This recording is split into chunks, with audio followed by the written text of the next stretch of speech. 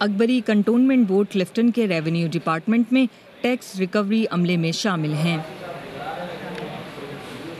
آج بھی انہیں اپنے دیگر ساتھیوں کے ہمراہ ٹیکس ریکوری کے لیے جانا ہے۔ سن 2009 میں سپریم کورٹ نے حکومت کو تجویز دی تھی کہ خواجہ سراؤں کو قرضوں کی وصولی کے کام میں استعمال کیا جائے تاکہ انہیں بھیک مانگنے سمیت ناچ گانے اور جسم فروشی جیسے کاموں سے نکال کر متبادل روزگار فراہم کیا جا سکے۔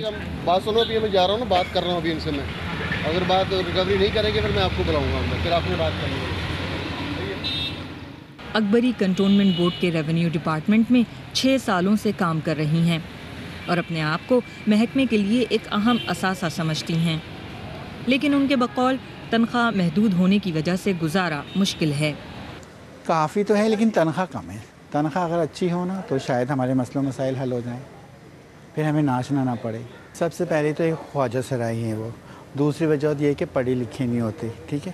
اگر ہمارے لیے کوئی کھول دیا جائے ادارے اچھی جہاں ہمیں تربیت دی جائے تو ہمیں جاب بھی اچھی مل سکتی ہے۔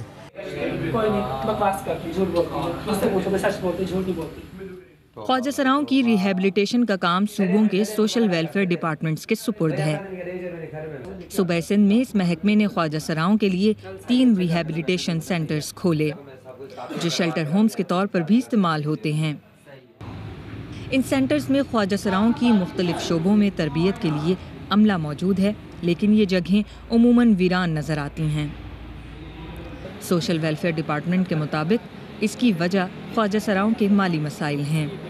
وہ کہہ رہے ہیں کہ جب ہم ٹریننگ آپ سے لے رہے ہیں تو اس میں بھی ہمیں فنانشل اسسمنٹ کرو۔ یہ جو بیت المال ہے اس کو بھی لکھا ہے، ابھی ہم نے بات کی تھی، ہماری میٹنگ ہوئی تھی زکوٰۃ کی، تو زکوٰۃ میں بھی ڈپارٹمنٹ میں بھی کہا ہے کہ بھائی ان کو جو ہے نا وہاں سے بھی دلائیں تاکہ ان کا رجحان تھوڑا زیادہ ہو۔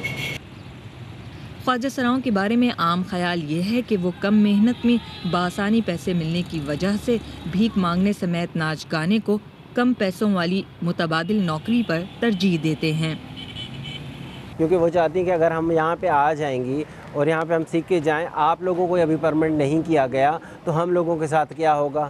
اس سے اچھا تھا 1 گھنٹہ کسی کے لیے کمانے کے لیے چلی جاتی، بھیک مانگنے کے لیے چلی جاتی، کم از کم وہاں سے 150 ملنے تو تھے نا۔ حکومت سندھ نے صوبے بھر میں 2500 سے زیادہ خواجہ سراؤں کی رجسٹریشن کی ہے، لیکن ان میں سے صرف 14 خواجہ سراؤں کو سرکاری نوکریاں دی گئی ہیں۔ اس سے اندازہ ہوتا ہے کہ حکومت سندھ نے 6 سالوں کے دوران خواجہ سراؤں کے روزگار کے لیے کوئی عملی اقدامات نہیں کیے۔ شاید یہی وجہ ہے کہ اکبری اور اس جیسے دوسرے خواجہ سرا آج بھی سڑکوں پر بھیک مانگ کے اور ناچ گانا کر کے اپنے اخراجات پورے کرنے پر مجبور ہیں۔ Shumaila Khan, BBC news, Karachi.